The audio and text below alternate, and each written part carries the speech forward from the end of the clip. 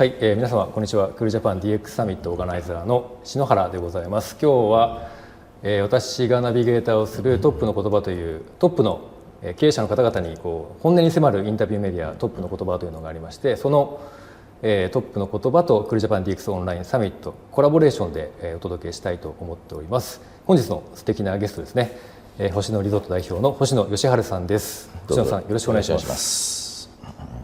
ですね、星野さんには前回2023年のクールジャパン DX サミット大阪での開催の時にDay1と Day2 どちらもご出演いただきまして本当にありがとうございました。でその時のテーマが忖度なしで観光 DX、特にインバウンド側の観光 DX の課題問題を深掘りするということで、有識者の方々とお話をさせていただいて、で今回はそのちょっと続編というところとトップの言葉観点では星野さんのリーダーシップの真髄に迫っていくということでいろいろとお話をお伺いしていきたいと思っております。でちょっと1分だけ宣伝なんですけども、クールジャパン DX サミットは今年はオンラインでいろんな方々にこういった形で、情報配信させていただいているんですけども、リアル開催は引き続き12月9日の月曜日ですね、八芳園、東京の八芳園で大々的に開催させていただきますので、ぜひご予定いただきたいと思っております。八芳園何やるんですか？去年の、サミットの今年版というか、大阪でやったものを東京でやろうと、はい、大規模開催をさせていただくのと、あと地域開催で6月6日ですね、先日沖縄開催させていただいて、ジャングリアを今進めている、元星野リゾートの佐藤大輔さんにも出ていただいたりとか、そうですか、はい、でやんばる地方をどう盛り上げていくかっていうのをお話しさせていただいて、あとは8月30日ですね、北海道の阿寒湖で地域開催クールジャパン DX サミット北海道を開催いたしますので、ぜひこちらもオンライン視聴もございますのでご予定いただければと思っております。というちょっと宣伝にはなるんですけども、本題入らせていただきたいと思うんですけども、今回星野さんに来ていただいておりますので、まずは直近星野リゾートと星野さんが力を入れて取り組んでいることというところで、スキーヤーとしても今年はかなりの滑走日数を誇られているということなので、その辺も含めて直近の状況を少しお伺いできたらと思っております。ありがとうございます。今年年間滑走日数に僕こだわってるんですけど、76日なんですね。で、私の中では新記録、年間71が今までの記録だったので5日伸ばしたっていうですね、ことなんですけど、周りにはね、76っていうとすごいですねって言われるんですけど、周りには実は100日滑ってる人が結構いまして、100日、でそういう人たちにやっぱり囲まれてるとどうしてもねそこを目指さなきゃいけないっていう気持ちになってきてるんですよね。ただ76っていうのも10年前はね50日ぐらいだったですからね、ですから随分進歩してきてというか進化してきて、予定管理のノウハウがものすごくたまったですね。なるほど、100日滑らなきゃいけないとなると、そうですから今年は70とか80とかと決めてるんですけども、1年前に自分の1年間のスケジュールをですねかなり詳細に決めるんですよね。でそうすると時間の使い方がすごく効果的になってくるし、スキーを70日滑ろうと思うともうね自分がどうしても行かなきゃいけないもの以外はやっぱりやめていかなきゃいけないんですよね。ですからやめる予定っていうのをもうどんどん毎年今年は昨年の予定を見て何をやめようかっていう、このやめるって意外に予定も大事ですしスキーにも大事なんですけど、会社経営にも大事なんですよね。もう今僕はね経営者として星野リゾートの中でやることも大事なんですけど、やめること、ちょっと仕事の話に急になっていっちゃうんですけど、どうですか、経営してたりすると人が足りないってどの部署も言うんですよ。みんな人が足りないって言うんですよね。みんな言ってますね。そうでなんで人が足りないって言うかっていうと、やっぱりやらなきゃいけないことが増えてるんですね、どんどん。だけどやっていることをリストするとおそらく効果のないものってやらないんですね。だからみんな効果があることをやってるんだけれど、項目例えば10項目あったとするじゃないですか、そのうちやっぱり一番効果があるものから10番目の効果があるものまで並ぶんですよ。ですからやっぱり7、8、9、10ぐらいの下3つ4つぐらいはやっぱりやめるということを意思決定するのが、すごく企業というか会社の中で難しいプロセスなんですよね。ですからやることはみんな思いつくんだけど、だからどんどん人は足りなくなるんだけど、誰かがどっかでそれ効果出てるけどこれやめようよっていうものをこう決めてあげるっていうのが今僕が一生懸命会社内でやってることですね。やめる勇気というか、やめる判断って多分経営者しかできないですね。そうですね。追加で何かやろうっていう時に、10番目のもの、効果が出ている10番目のものよりも効果があるかっていう、ここでやっぱり採算を考えるっていうことをやっていくと、10番目のものは勇気を持ってやめられるから、そうするとなんかこう労働力が足りないっていうようなこともなくなってくるっていうんですね。単にこれやってたのをやめてこっちをやろうっていう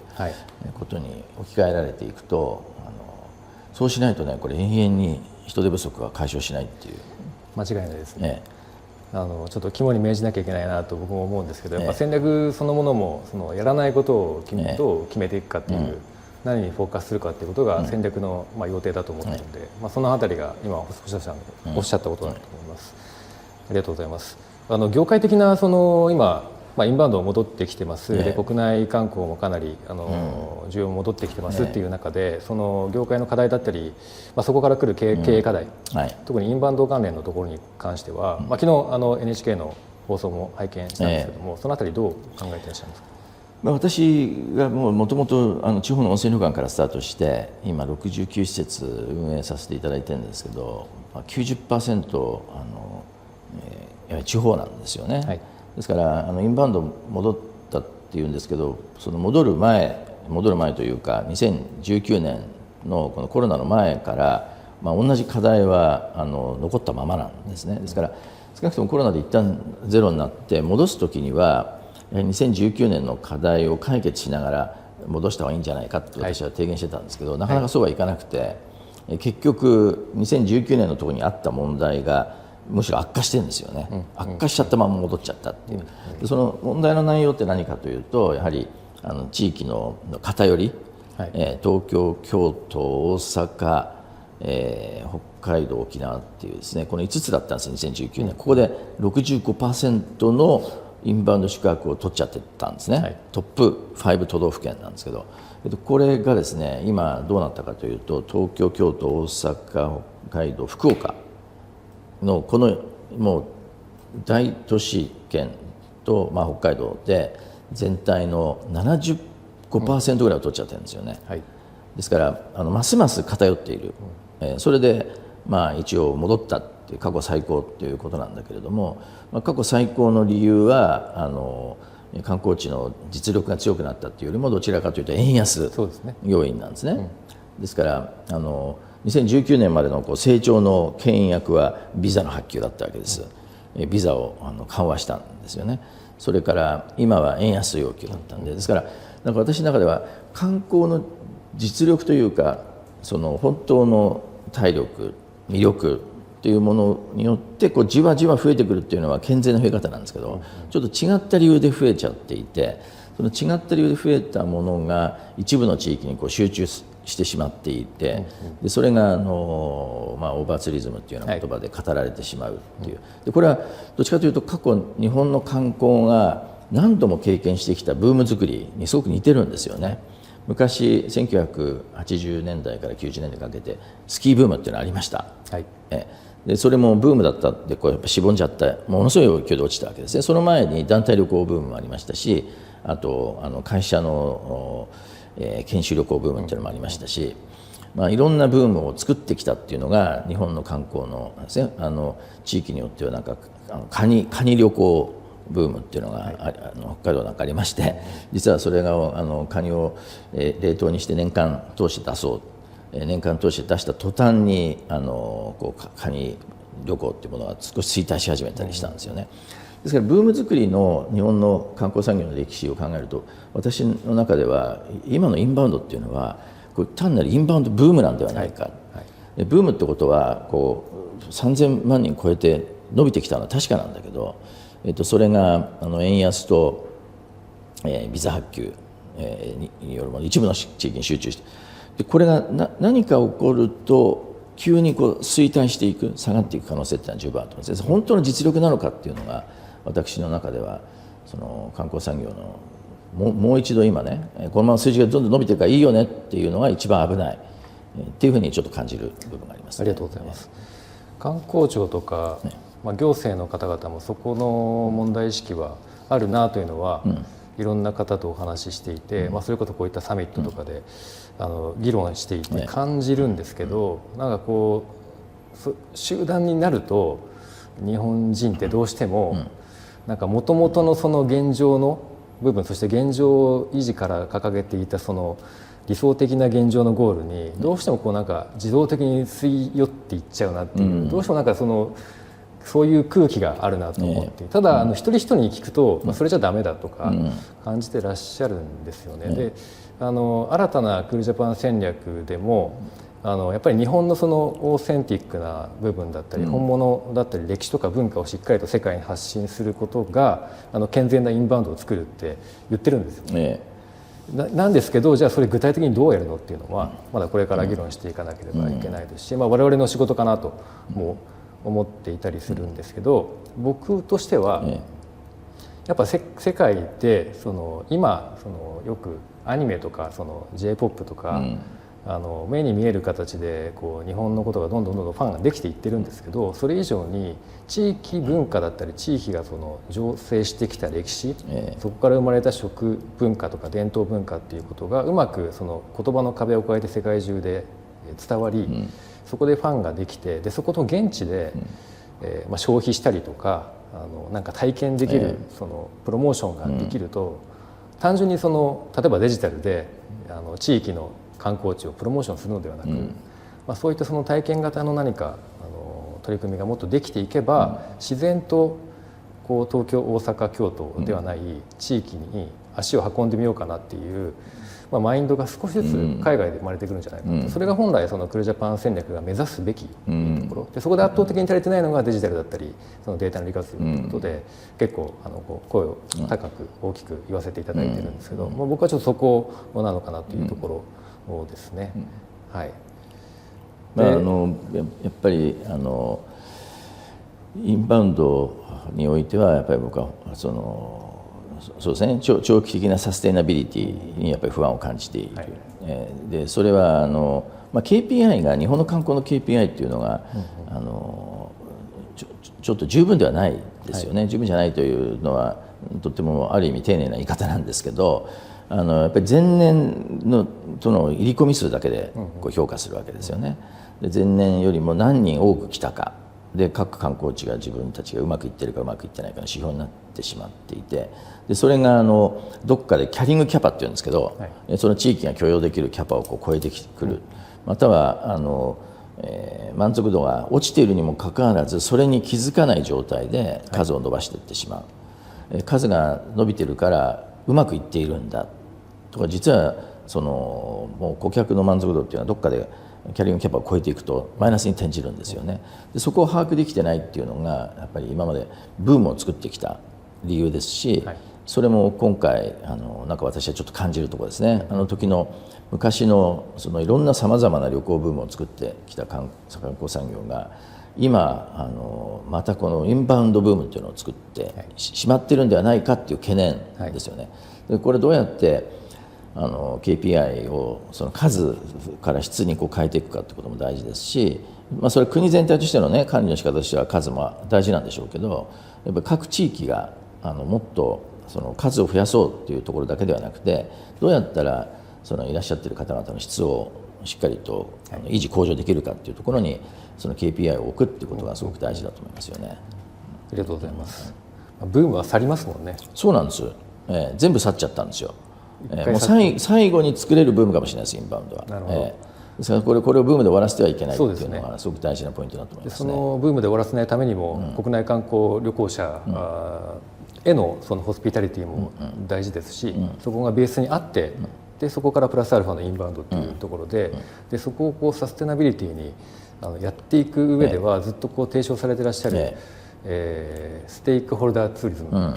でこれは世界にもいい例が生まれてきていて、もっとそこを日本全体として学ぶべきだなと思ってるんですけど、どうすれば伝わるんですかというよりも、ステークホルダーツーリズムとかサステナブルツーリズムって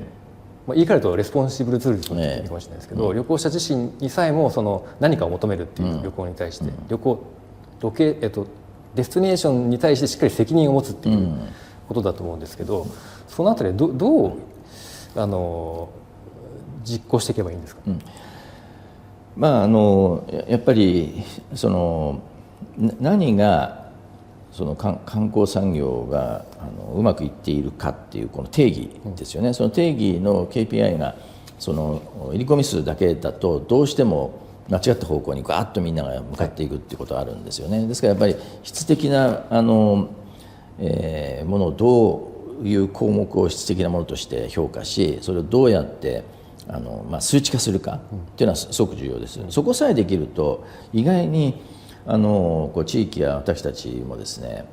目標が生まれた途端にみんなそっちに向かっていこうって逆に力ができるんですよね。だから KPI が入り込み数だけ数だけになっちゃうとわっといった力を違う方向に向かわせていくには違う KPI を作ってそれを数値化してちゃんと定期的に発表するっていうことは私はすごく大事だと思いますよね。企業だって決算書が毎年または3ヶ月ごとに出てきて、でそこで利益はどうだって言った途端にみんな利益に注目度がいくじゃないですか。同じなんですよね。なので今長門湯本っていうところで山口県なんですけれども、星野リゾートにマスタープランを任せていただいて地域全体の面的再生っていうのを、もう取り組んで5、6年になるんですけれども、ここで設定した KPI っていうのは私の中では実は理想に近いんです。でそこには顧客満足度っていうのも入ってますし、それから新しい投資っていうのも実は入れてるんですよね。それからその地域の方々の関与度っていうのも入ってますし、それからそこで働いている観光産業で従事している社員スタッフの人たちのその働く満足度っていうのも実は入れてるんです。ですからこういうものを難しい数値なんですけど、その難しいものをなんとか数値化してみんなで毎年評価するっていう、今評価委員会が年2回あって、その年2回に専門家の方々に集まっていただいてその数値を評価して、その長門市とですね、それから町会社があるんですけど、町会社っていうのは、いわゆる DMO なんですけどね、国のその DMO の認定を受けてるわけじゃないんですけど、機能的には完全に DMO なんです。でそこがしっかり我々が設定した KPI に対してどういう今立ち位置で仕事をしているのかということを評価するんですよね。でこういうふうにしていくだけで私はその地域の目線というのは変わっていくし、人の努力の方向もですね変わってくるんですね。面白いんですよ。やっぱりこの成績表をどういう基準で出すかによって人間が努力する方向が変わってくるんで、正しいなんていうんですか、健康診断と同じですよね。健康診断でただ単に血圧だけ測ってると十分じゃないじゃないですか。ところがいろんな数値を総合的に出すことによって初めて本当の健康とはどういう姿なのかっていうのが見えてくるっていうのと全く同じことが各観光地の観光の状態にも私はあるんだと思いますね。なるほどです。なので長門の場合はその DMO がしっかりと1年に1回査定されるというか評価される仕組みが適切なその KPI で、その KPI に応じてデータを収集して、で数字でその KPI がしっかりと可視化されてそれを第三者委員会が評価するということですね。その4つの指標っていうのが CS であり、ES であり、従業員サティスファクションであり、カスタマーサティスファクションですね。あとは投資っていうのはどういうことですか。新規投資はやっぱり私は必要だと思ってるんですけど、日本の観光地っていうのはやっぱりねちょっと閉鎖的な歴史があるんですよね。外部からの資本を受け入れたくないというか、受け入れることを拒むっていうようなところもありまして、それも含めてやっぱその外部だろうが内部だろうが、どちらでもいいんですけど、やっぱりある程度新規投資が行われている状態っていうのはやっぱり健全なんですね。で投資が行われないっていうことは観光地のハード面がアップデートしていかないってことです、はい。それも日本の地方の温泉地において私見ててすごく問題だと思っていて、なので新規投資がしっかりと行われているのかどうかってことも含めて評価してるんですね。実はKPI は実は6つあるんですよね。その6つの KPI、 新しい6つの KPI っていうのを設定してそこで評価してます。長友はすごくそれが4、5年してきてようやくこのなんていうんですか、動く方向が見えてきて、その活動が2、3年したら形になってきてまして、今回も昨年の11月の評価では新規投資の大きな案件でこの町会社がですねすごく古くなった、ある意味 M&A ですよね、はい、M&A をアレンジしまして、はいはい、新しい会社が来てくれて、その会社がすごく古くなってもちょっと次に譲りたいっていう人との間でうまくこの売却をアレンジしたんですね。なるほど。でこの新規投資の人たちがその旅館を買い取って改装して新しいコンセプトで開業するってことは計画として決まったんです。でこれもすごくいいところはその DMO としての町会社がこの温泉街のコンセプトに合った外部の人を連れてくるんですよ。だからそのコンセプトと違ったものがどんどん生まれるようなことはあまり起こらなくて、はい、このコンセプトお外天国っていうコンセプトなんですが、そのお外天国というコンセプトにむしろ貢献してくれる新規投資をする方を連れてきてくれるってことが起こるんで、とってもいい循環になってきてると思いますね。長門温泉のその基本的ないい部分、伝統的な歴史みたいなところは残しつつ、常にその外部の方が入ってきて新しい何かが生み出される状況が作られている。新しい投資内部であっても構わないし、で外部であっても構わないし、それは外だから中だからっていうことなく、常にこの温泉街が新しい投資が盛んに行われ、でそれによって顧客の体験の価値が上がっていく状態、これを作っていくっていうのがこの KPI の意図なんです。なるほどですね。でその結果、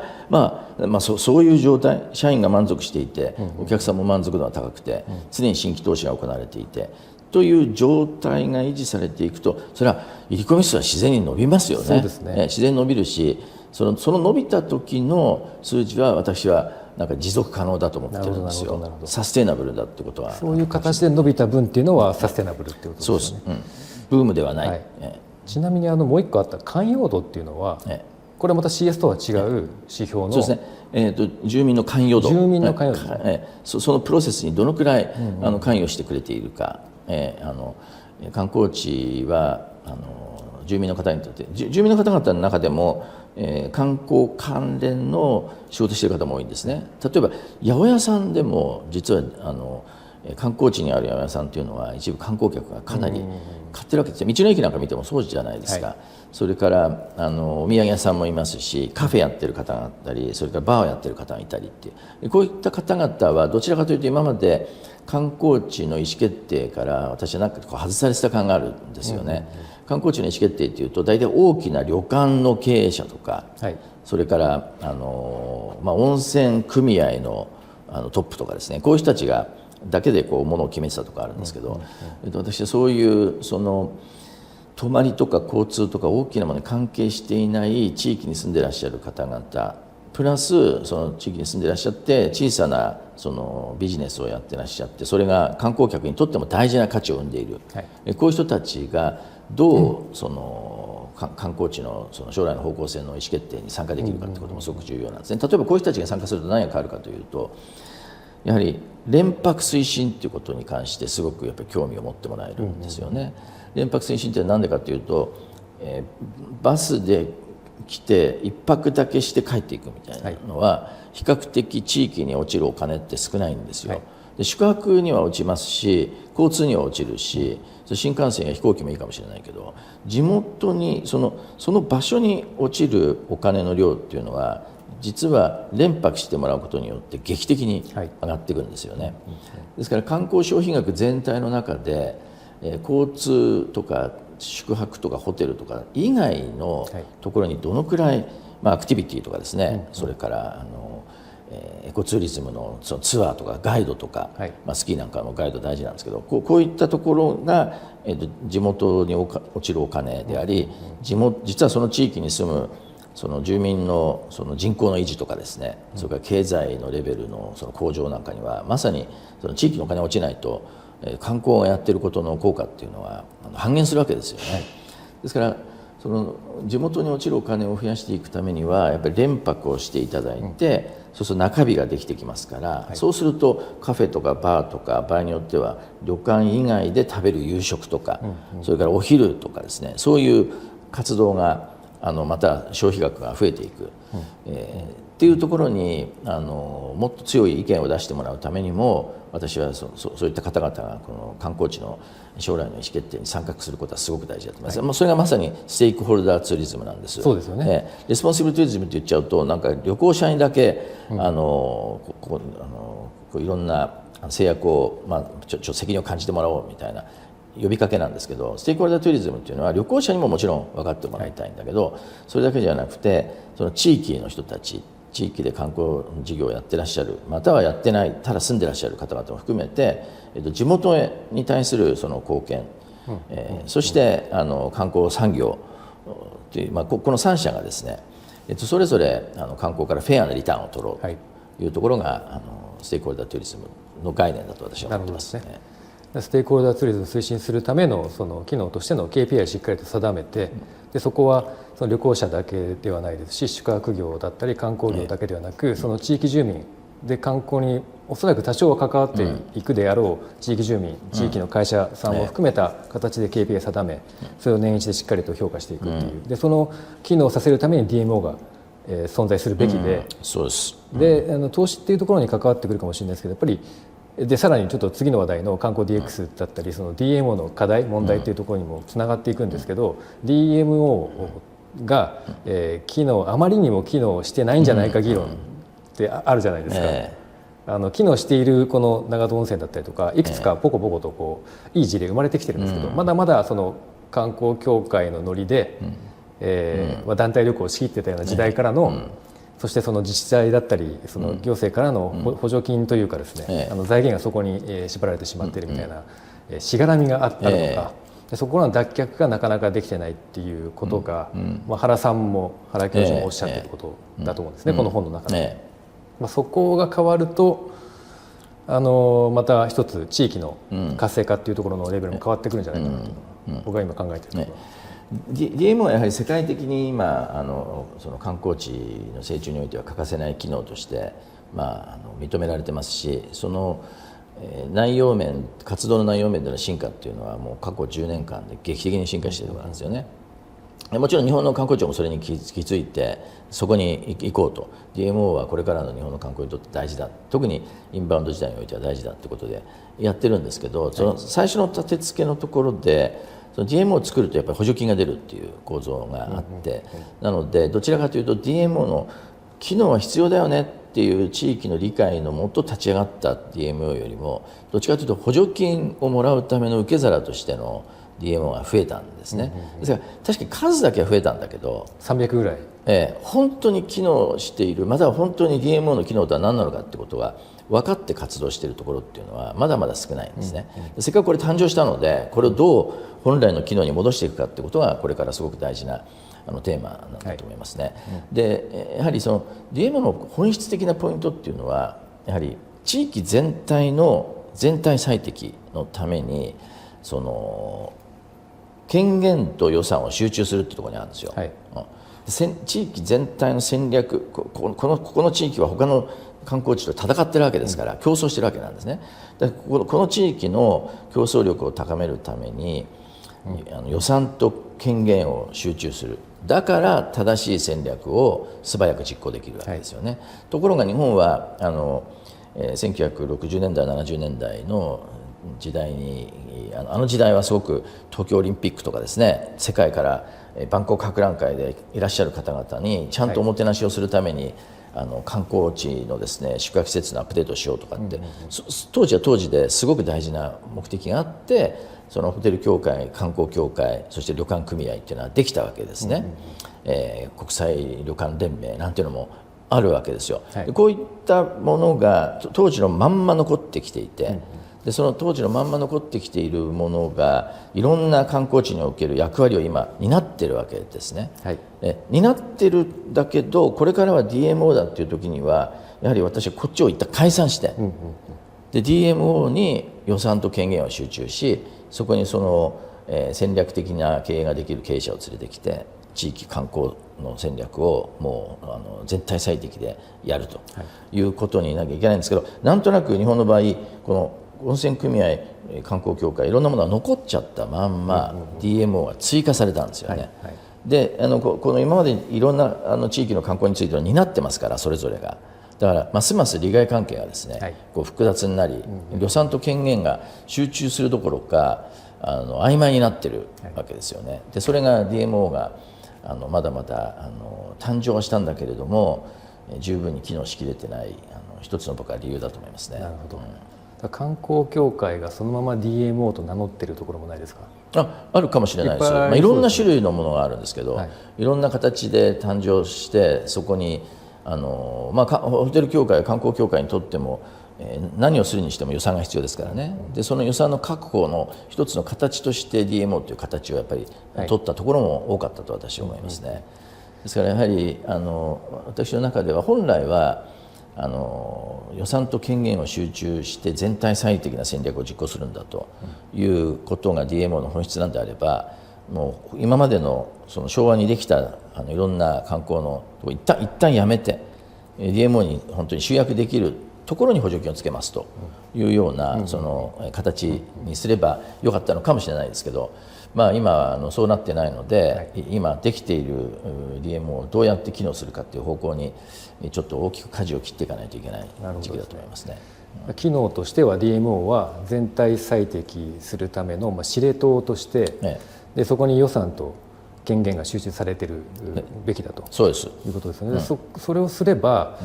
多分僕おそらく DMO は今言われているその観光 DX だったりその DX を担う司令塔であるべきで、でそれをその実行するための戦略作りであったり、あと実行そのものをしていくと。でそこにはやっぱりその変えていかなきゃいけないこともたくさんあるんですけど、DMO はそうやって機能させていくべきですよね。でどうぞ。いや、まさにその通りだなと思って、確かに DMO の一つの役割はね、篠原さんたちが一生懸命やってくれているこの観光 DX、そこもすごく大きな分野だから、そこに対してもおそらく権限と予算が集中していると、動きやすいんだと思いますよね。はい、で DX ってなんかまだまだ誤解されている文脈だなと思ってですね、どうしてもデジタルのツールだったりそのウェブサイトをきれいにするとか多言語化するとか、ちょっとチャットボットを入れるとか、そういうことを DX だって考えてしまいがちなんですけど、おそらく組織を変えていくためのツールとしてのデジタル化じゃないですか。オペレーション高度化にしていくことでそのいろんなことが効率化されていって、利益率上がるかもしれないし、違ったことに時間を使えるかもしれないし、新しい事業を作れるかもしれない、これが DX の本質だと思うんですけど、でそれをDMO 自体が理解をして、司令塔として機能していくっていうことが大事だと思ってるんですけど、大きな課題はおそらく人材で、そのデジタルのことが分かっていて DX を推進していける人材開発、もしくは、外部から観光の DMO にちょっとチャレンジしてみようって思えるような環境づくり、そうするとやっぱりお金がいるっていう話になってきて、で原さんもおっしゃってますけど、その財源づくりっていうところでようやく、昨日も、また新たに北海道だったりとか地域で、宿泊税の導入、進めていると、ただそこも問題があって、やっぱり定額化だったりして100円200円取っているに過ぎないと、でこれを定率化していこうっていう提言もあったりとか、あとそれ以外にもどう財源作っていくかというのは一つ、DMO が本当に司令塔として機能していくために人材も呼び込んでっていうところでは一番の重たい課題かなと感じていますね。宿泊税とか観光税とかいろんな税金に関しては僕は概念的には理解できますし、海外でねそういうものをずっと見てきている原先生なんかが、そういうところに財源を求めることに対するその前向きな発言というかそれ正しい方向だっていうことも僕は理解するんですけど、僕はねなんとなく今まで日本の地方を見てきていて集めた税金その宿泊税の中で集めた税金お金をですね効果的に使うっていう前提で集めなきゃいけないんだけど、その効果的に使うと、思えてないっていうのが僕の中で宿泊税に対するそのネガティブにつながってるんですよね。でそこは慎重であるべき、宿泊税を上げるってことは基本的には料金上がりますからね、料金上がるってことはもう経済論的に言えば必ず需要は落ちるわけです。ですから入り込み数に対してはそれこそマイナスに働くはずなんですよね。ですから行くのは高くなるわけですから、その100円だろうが200円だろうが必ずマイナスに働いていくわけですね。でマイナスに働いていくんだけど、それ集めたお金でそのマイナス以上の効果ある活動をしてますよと、これがもう大前提なんですよね。けど効果ある活動っていうのはつまり戦略的な活動で、本当にその観光地も他の観光地と戦って競争してるわけですからね。やっぱり戦略的なやっぱ効果的な手を次から次に打っていかなきゃいけない。それはもう経営と同じなんですよね。ですから集めたお金を効果的に戦略的に使っているっていう状態を、組織としてどう作るかってことは大事になってるんだけど、それが今の僕の感覚で作れると思えないっていう、それが宿泊税に対する僕はネガティブにつながっているんですね。でなので DMO でのその権限と予算を集中するって私は話したんですけど、権限と予算が集中するならちょっとあり得ると思います。原先生が言ってるように海外の DMO っていうのはもう経営者を連れてくるんですよね。地元のなんか観光協会のその重鎮たちが DMO のトップになるとかですね、そういうことじゃないんですよ。経営者を連れてきて、もう予算と権限を集中して3年間やって成果が出なければもう解雇なんですよね。で次の人をまた連れてくる。でこれが戦略的に動くその DMO のやっぱりあり方なんですね。会社法人と同じような形で CEO って名乗ってやってますもんね。そうなんです。ですからその成果が出なければ当然 KPI に対する成果が出なければ当然そろそろ、もう交代してもらうと、でこれがやっぱりできないとダメなんですね。ところが日本の宿泊税も含めたその税金を集めた時の議論っていうのは使い道をクリアにしろって言ってるわけですよ。なんか日本の場合クリアにすれば効果的に使わなくてもいいんじゃないかっていうふうに僕には聞こえちゃってるんですよね。僕はねクリアにしなくてもいいから戦略的効果的に使ってもらえないと集めた意味ってないと思うんですね。ですから成果を出すために集めるんであって別にクリアにするために集めてるわけじゃないんです。ですからそのクリアよりも効果的かどうかってことをどうやって組織として維持するのか、でそれができない限り宿泊税を取り始めるっていうのは私はすごくリスクがあると思いますね。結局今までのいろんな団体いろんな自治体に配分されて、配分された上にそのクリアにはなってるんだけど効果的なその地域戦略にはなってませんよねっていう状態が私は続くっていうふうに感じてしまうという部分がありますね。なるほど、ありがとうございます。原さんが一個おっしゃってるのはやっぱり、今はその地域の自治体の一般財源が、補助金だったりその交付税として支給されて、でそれを、例えばプロモーションとかに使わざるを得ない現状があると、こういう形で旅行者からも一定のその税が取れて、宿泊税という形で財源化していくと、本来その地域住民の方が納めた税金からではなく、旅行者から少し徴収させていただいた税金で、新しい投資としてのそのプロモーション、そのデスティネーションマーケティングを実行することができるっておっしゃっていて、それは一理あるなというのは、感じていたところですね。そうですね。それはもうその通りなんですけど、僕はその効果的なプロモーションってできるんですかっていう点です。そのストラテジーをしっかり描けるのか描けるのか、効果的なプロモーションするって大変ですよ。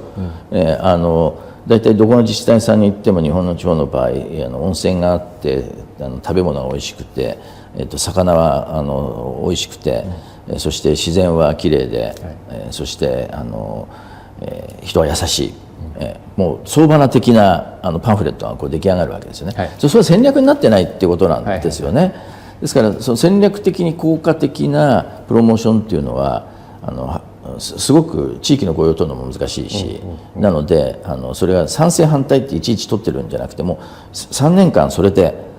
権限と予算を集中してんだから3年間やって成果が出るか出ないかを3年後に見ましょうというぐらいの体制にして、他の観光団体は一旦休止というぐらいやらないと、私はね、効果的な原先生の言っているプロモーションなんていうのは絶対的に、それはフロリダはそうなってるんですよ。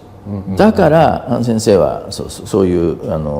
効果的に使えるっていう組織を前提にしておっしゃってるんだと思うんですよね。まずそこを作るっていうところを始めて、でそれができるような体制になったら少々、ね、需要にはネガティブかもしれないけど、値段が上がるような宿泊税を取りましょうっていうのは、ありえるんだと私は思いますね。まだまだアメリカ型のフロリダで成功しているような DMO の機能と、日本ではまだまだすごい大きな溝がある、大きな溝があります。僕はニュージーランドのクイーンズタウンの DMO のトップともお話ししてますし、今回3月に私11日連続でコロラドで滑走したんですけど、滑走は一応毎日やってるんですが、午後はいろんな方と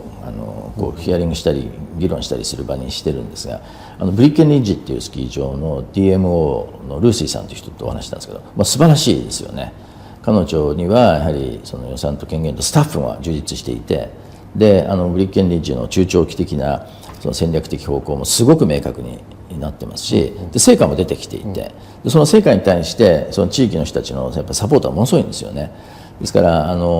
そういう体制で、そういう人材、彼女は町にいた観光協会にいたわけじゃなくて、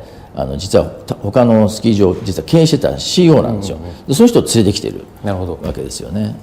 でそのくらいの能力のある人が連れてくるにはそれなりの給与を出さなきゃダメです、そのくらいの給与を出して連れてくる。でそこも含めて、本当に宿泊税を集めたお金が、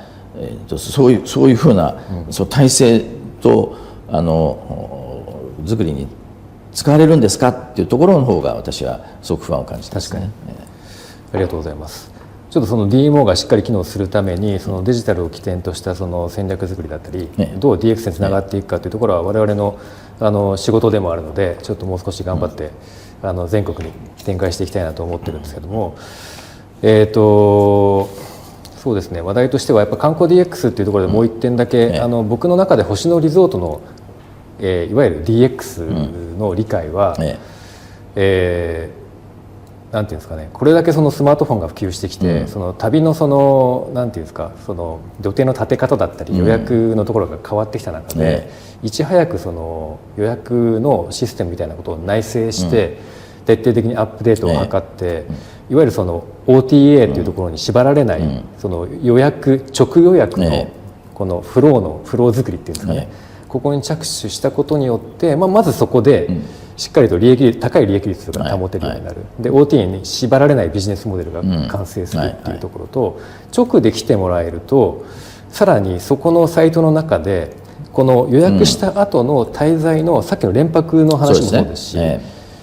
地域でのアクティビティの予約もそこでできるようになっているっていう、これが新しいビジネスモデル、星野リゾートにとっては新しいビジネスモデルですし、新しいマネタイズのポイント、そしてお客さんに対するUXも上がっていくっていうことで、これが一番の星野リゾートが長年手がけてきた観光 DX の成功事例なんじゃないかなと思ってますが、いかがですか？そう言っていただけると嬉しいんですけど、今直予約率がだいたい7割ぐらい、施設によってちょっとばらつきがあるんですけど、業界的にはもう圧倒的に高いですね。直予約率にすごくこだわってきてますんで、そこがでしたし、おっしゃっていただいたように直予約のお客様だと正確にリピーターかどうかも把握できますし、それから過去の履歴も把握できますし、それから現地での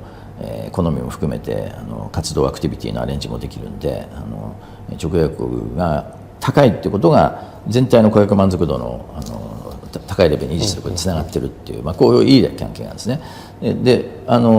ちょっとこういう機会なんでなんでこうなったかっていう話をしてもいいですかね。実は私はラッキーだったんです。ラッキーだったっていうのは1991年に父から一つの温泉旅館を引き継いだとこからキャリアが始まるんですよね。でその時はインターネットなかったんですよ。インターネットなくてパソコン通信みたいな、電話線につないでファックスのと同じような音がしてですね、そこからつながるってところから始まってたんですね。で私が留学してた時代っていうのは全く携帯電話もなかったですからね。でそこからインターネットが徐々に出てくるんですね。で私が父から旅館を引き継いだ時っていうのは大手旅行代理店さんとあと直予約っていう、直予約の場合は電話番なんですね。この2つだけだったんです。でこれで決まりだったんですね。あとは僕は軽井沢の駅前に観光案内所っていうちっちゃな小屋があって、そこにいらっしゃるおば様方に、ご機嫌を取りに行くっていうですね、この3つぐらいがそれが当日のウォークインという予約だったんですよね。ウォークインと電話による事前予約と、あと大手旅行代理店で、この大手旅行代理店さんの比率がやっぱり6割ぐらいあったんですよね。でこうな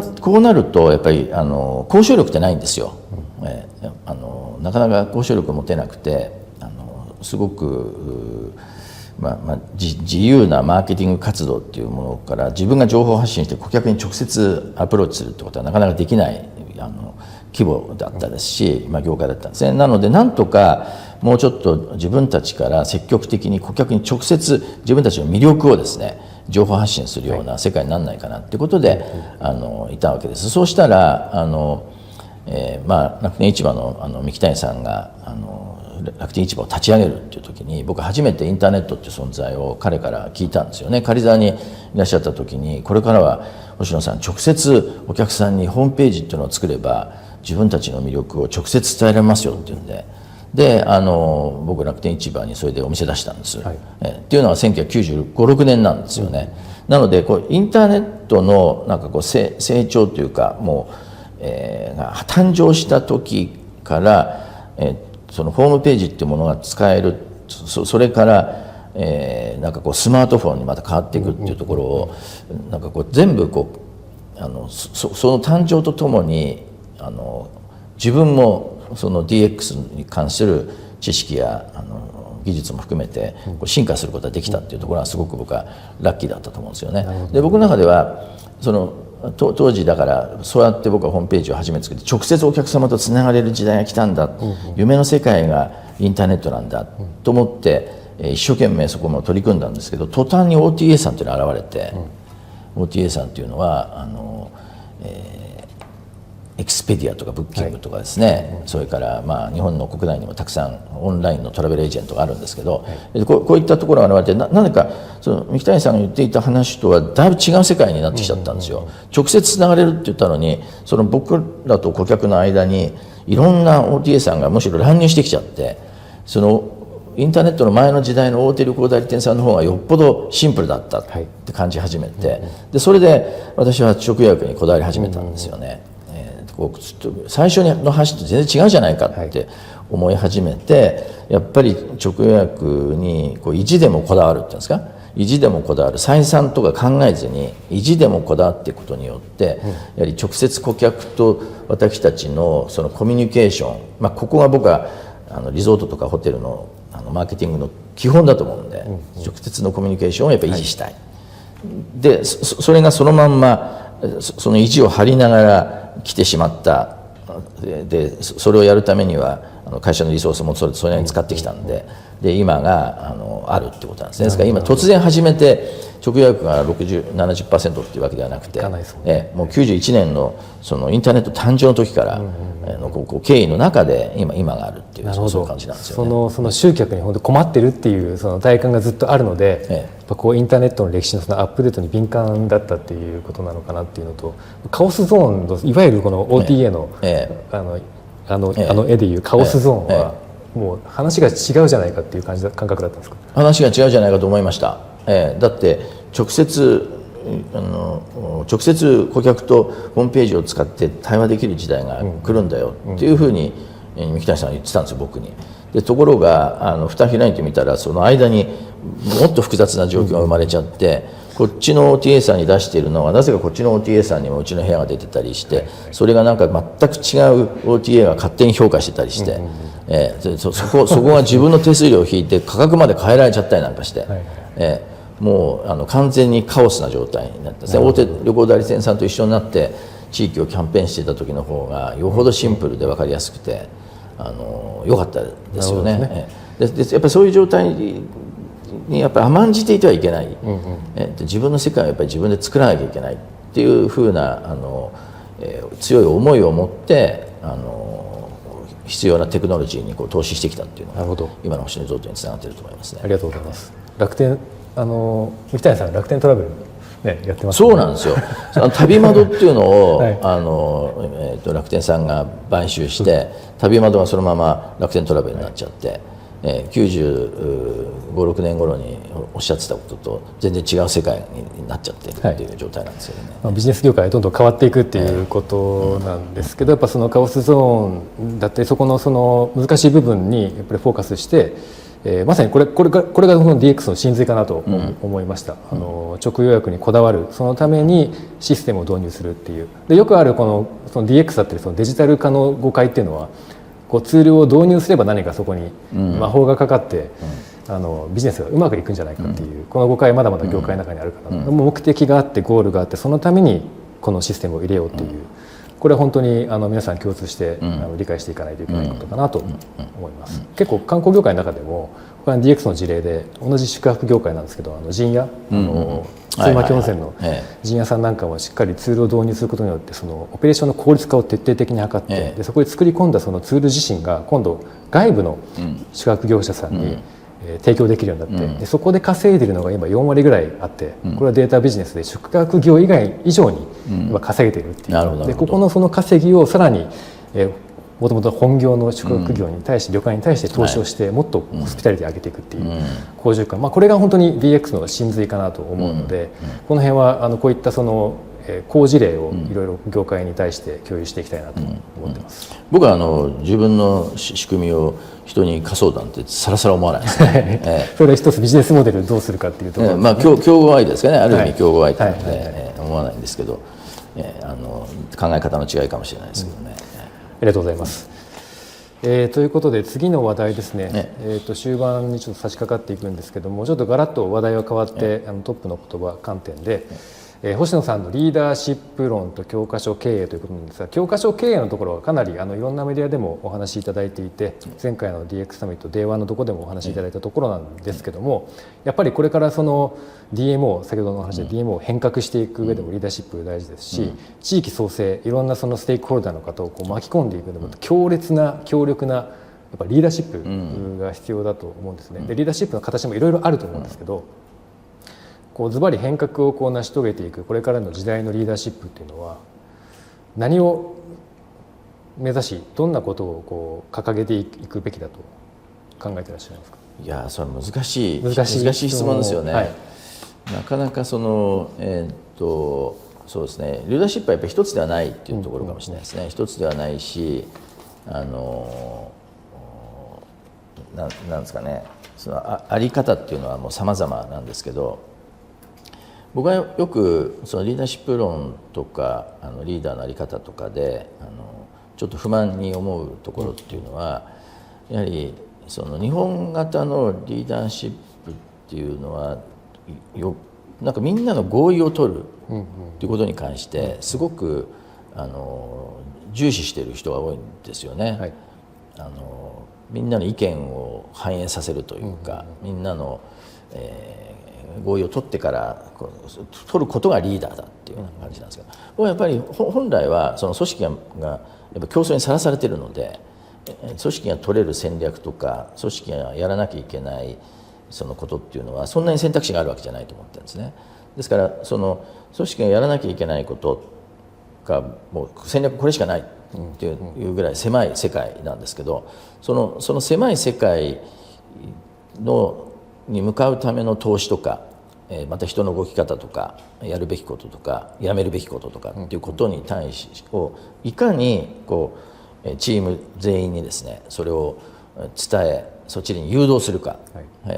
どちらかというとやっぱり誘導が僕は近いと思いますね。みんなの意見を聞いて合意を取ってみんなのその意見の結果その戦略そのものが中途半端なものになっていくっていうのが決してリーダーシップではないんだと、反対があろうが何しようがこの戦略に対する共感度をチーム内で増す、できればその戦略に対するモチベーションをですね一気に上げる、でそういうこの心理的な操作をできる人構成員のですね、はい、それこそが私は企業が求められている、戦っている企業、戦っている組織、競争にさらされている組織をリードするために必要なリーダーシップのあり方だと思いますね。ありがとうございます。僕も基本同じような考え方なんですけど、今のお話って、結構そのエンパワーメントするというか、そのおっしゃった通りその方向性を、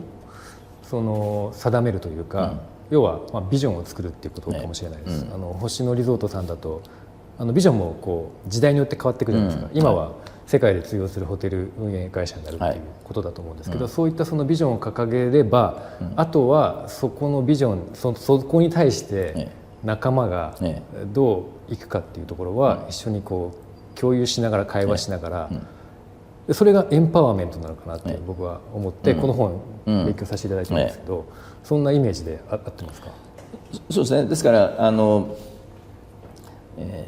エンパワーするってことはすごく重要だし、そこのファシリテーションの技術っていうのがリーダーに求めることなんですけど、そ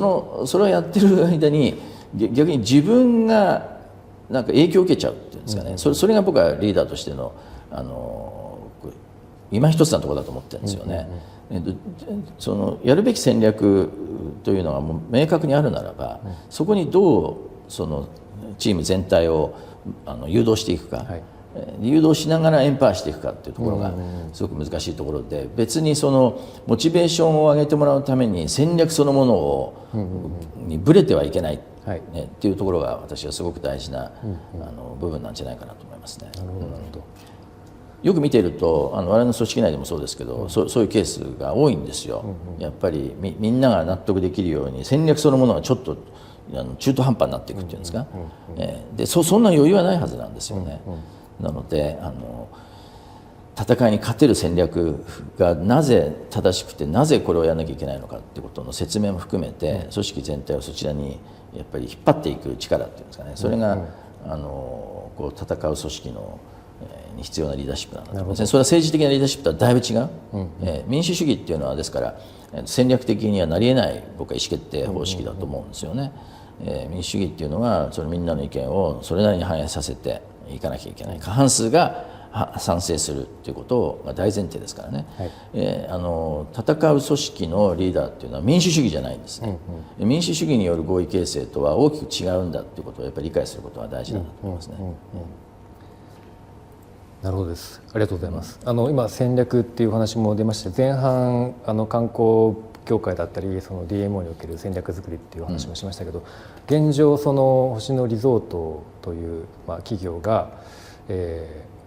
の戦略って終わりだと思うんですけども、その中で引き続き参考にしているような、ちょっと教科書経営に迫るっていうところでもあるので、引き続き参考にしているような、教科書、参考書っていうのはどういったものがありますか？やはり今行動経済学がすごく進んできているので、行動経済学なんかを社内では教科書、新しい教科書探しなんかで勉強してますし、それから選択の科学っていうコロンビア大学の教授が出している、これはすごく重要な私たちの中での指標だと思いますね。旅行業界なんかを見ていただいても、それこそ OTA さんなんか見ていただいても、もうその予算に合う行きたい地域のホテルっていうのはもう無限に出てくるんですよね、数が。だけどああいう行動経済学や選択の科学なんかではどうやって自分の施設を選んでもらえるようになるのかっていうところに関してはすごく参考になる新しい、インターネット時代の、顧客の選択肢が無限大に見えている中で、どうやって私たちを選んでもらえるかってことに対するその知見としてはすごく大事な方向だと思いますね。ありがとうございます。ただ面白いことにインターネットの時代になってもそのインターネットの前のインターネットになったからこうだああだこう変わんなきゃあっちが違うんだとかっていうことはもちろんあるし、そういうその教科書というかそういう論文もたくさん出てるんですけど、私の中ではねやっぱり大きく根本が変わったわけじゃないと思ってるんですよね。大きく根本が変わったわけじゃないっていうのはそれまでのマーケティングの在り方、それまでの商品作り魅力作りの在り方がすごく根本が大きく変化しているわけじゃないので、皆さんにぜひお勧めしたいのはインターネット前のその古典的な、教科書っていうんですかね、ビジネス理論っていうのを把握するということはもう一番重要だと僕は思ってます。エッセンスは一緒ですかね。エッセンスは一緒。ありがとうございます。そういう意味では例えば競争の戦略よくおっしゃってらっしゃいますし、コトラのマーケティング系の書籍もそうですし、それとちょっと面白いエピソードがありましたけど、その放題としては 5way ポジショニングっていう、だけどもともとはそのミス・オブ・エクセレンス、そうですそうです、なかなかその本が見つからなくて、そうなんですよ。5年間かかったっていう。これコトラ先生が、ケロッグのコトラ先生が僕がお会いした時にコトラ先生にちょっと気に入ってもらおうと思って、マーケティングマネジメントの 4P っていうのがあるんですね。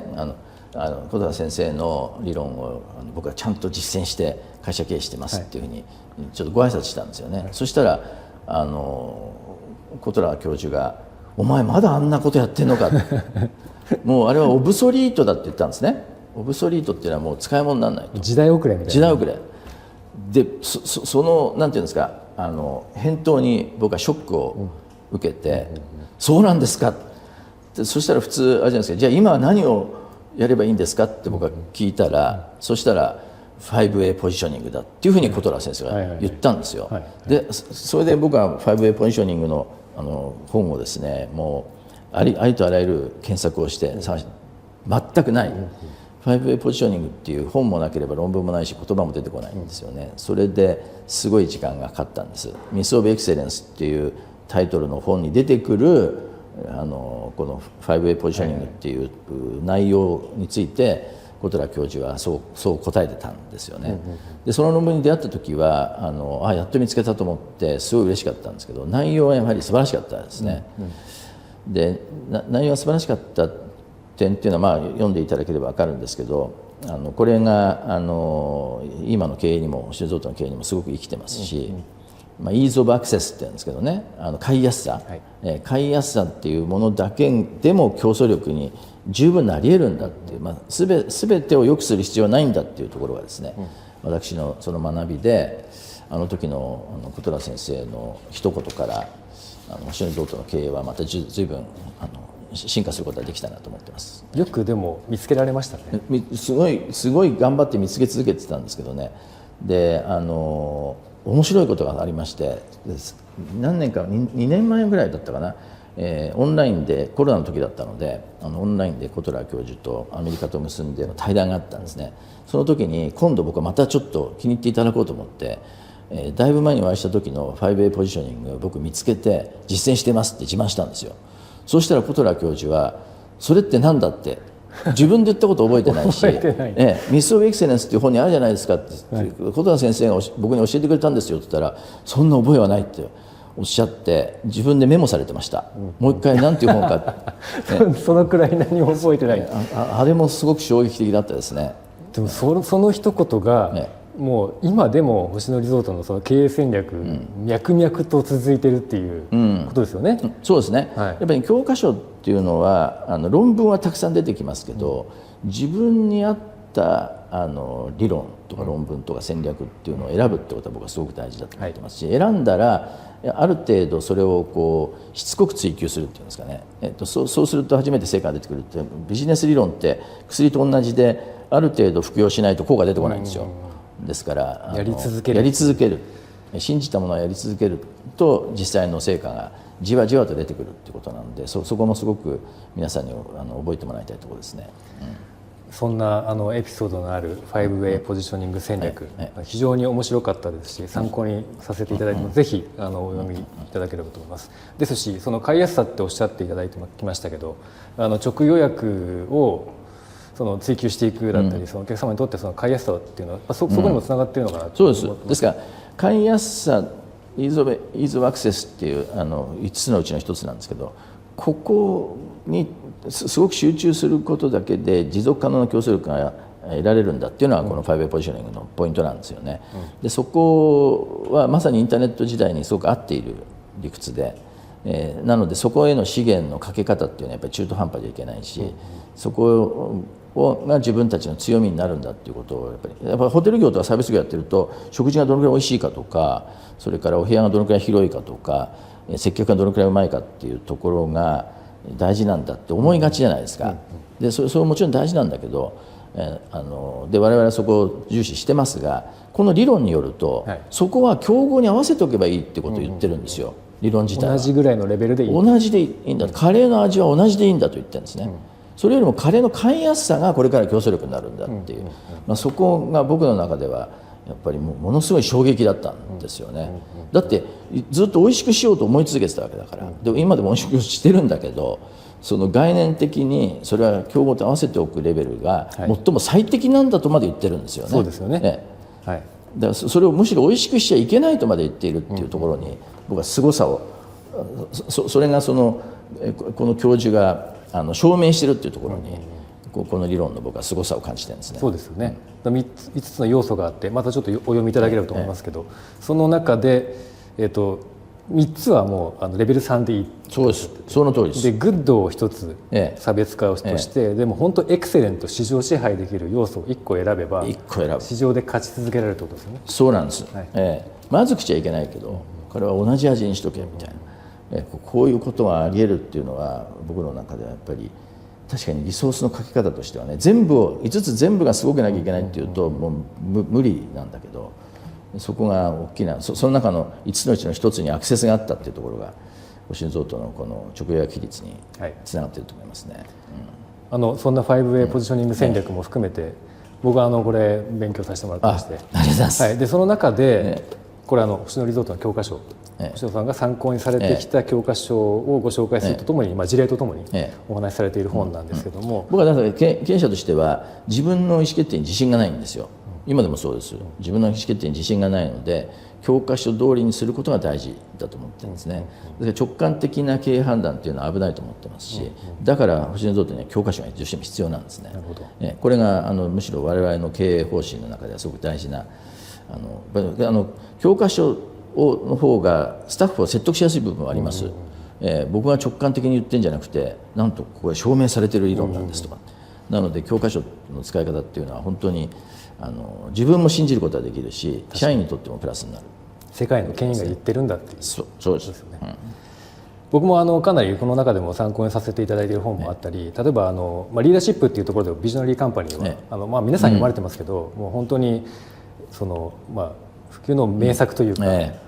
参考にさせていただいてますし、戦略のところでは僕はやっぱり僕のビジネスに照らし合わせると、やっぱり孫子だったりとか、そこから派生したそのランチェスター的な考え、ランチェスター戦略っていうのをもう徹底的に追求しながら一点突破っていうところでやってきてたりします。であとはマーケティングのところは、今日もマーケチーム来てますけど、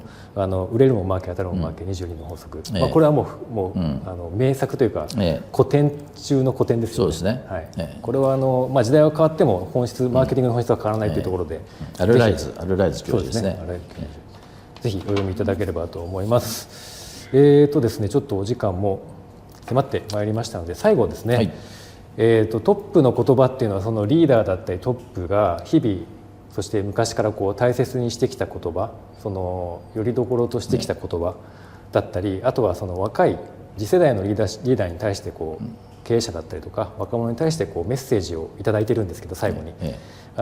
何か大切にしてきた言葉だったり、教科書もそうだと思うんですが、なんかそのあたりってございますか？いや全然ないんですよね。よくなんていうんですか、座右の銘を書いてくださいみたいな、色紙をもらったりするんですけど、もう本当になんかいいことを書くようにしようかなと思った時期もあるんですけど、ないんですね。ないんです。本当に。それが言葉ですね。そうですか。そうなんですね。ないんですよね。なかなかそうですね。本当にないですね。自分自身ではやっぱり教科書通りに経営しようっていうのが自分の自信過剰にならないためにも大事ですし、それから自分自身も自分の直感をなかなか信じられないっていうところがあるんで、そこが私の中での基本的な方針だったってことは間違いないと思います。ありがとうございます。では最後に主張されていらっしゃる若い方もたくさんいらっしゃると思うんですが、またその観光に身を投じようと、観光業に入っていこう、参入しようという方々もいらっしゃると思うんですけど、そんな方に対して何かアドバイスというかメッセージというか。観光はね、やっぱりね、観光と製造業の違いとか他の産業との、サービス産業の中でもねいろいろありますけど、一番大きな違いはやはり消費者と接している部分だと思うんですよね。で消費者と接しているスタッフだったり自分だったりっていう視点がもう劇的に他産業と違うので、やっぱり顧客マーケティングセグメンテーションとかいろんななんか富裕層とか、僕富裕層ってあんま好きじゃないんですけどね、わがままなんでやっぱりね接客している人は好きな人に接客するとモチベーション上がるんですよ。それでいろんなことやって差し上げたいと思うし、そうするとそれが継続につながるんですよね。ですからその観光もぜひね、何人来ればいいんだとか、それから富裕層を集客したいとかって思わずに、やっぱり自分の地域が好きになってくれる、いい人、自分にとっていい人、自分が好きになれる人を僕はターゲットすべきだと思うんですね。そうした途端にアイデアはバンバン浮かんでくるし、そのマーケティングの世界がねすごく広がってくる、そこが大きな違いだと思う。地域の人たちもやっぱり好きな人がいらしていただくとやっぱ嬉しいんですよね。ですから今ね世界のDM を例えばクイーンズタウンなんかのその DM のトップと話しててもうそういうこと言い出してます。マオリ文化にリスペクトを持つ人に来てもらいたいんだと、そういうそのセグメンテーションターゲットの選び方にすごく大きな違いが出てきてるっていうのは、今まではなんかね観光地はビジネスなのに観光地のわがままだなんていうふうに言われがちだったことなんですけど、僕はねそれを堂々と言っていく時代になっていいんじゃないかなというふうに思ってます。それ守ってくれない人はもう来なくていいっていう。そうです。もう守って言ってますが、そうですね。地域にとってプラスにならない方々にはご遠慮いただく。連泊もそうですよね。一泊の人よりもやっぱり長く滞在してくれる人で、カフェも使うしバーも行くし、地域の方々とのコミュニケーションも取ってくれる。こういう人たちに来てもらった方がそれは地域にとってよっぽど観光産業が価値のある産業になっていくので、そういう顧客のセグメンテーションの仕方、マーケティングターゲットのその決め方っていうことが私は観光の中ではやはり一番大事だし正しいんじゃないかなと思いますね。ありがとうございます。いい人、好きになれる人をターゲットにするっていうことは、星野さんおっしゃる、ご当地自慢、これにこだわるってことですね。ご当地自慢をした時にわっと喜んでくれる人、話も聞いてくれない顧客もいるんですけど、そういう人たちじゃなくてやっぱり地域が好きになってまた戻ってくれる、それがねいろんな人たちにいい影響を与えてって結果的にビジネス産業としても僕はプラスなんじゃないかなというふうに感じてます。ありがとうございます。力強い最後メッセージを言葉をいただきました。ということでちょっと長時間にわたり本当にありがとうございました。うまくですね編集して、皆さんに見ていただけるように、お届けしていきたいと思います。日本のね観光 DX、めちゃくちゃ大事な分野なんで、篠原さんの気合と頑張り次第で日本の観光は変わりますから、期待してます。はい、ありがとうございます。ということで本日のゲストですね、星野リゾート代表の星野義治さんでした。本当に星野さんありがとうございました。ありがとうございました。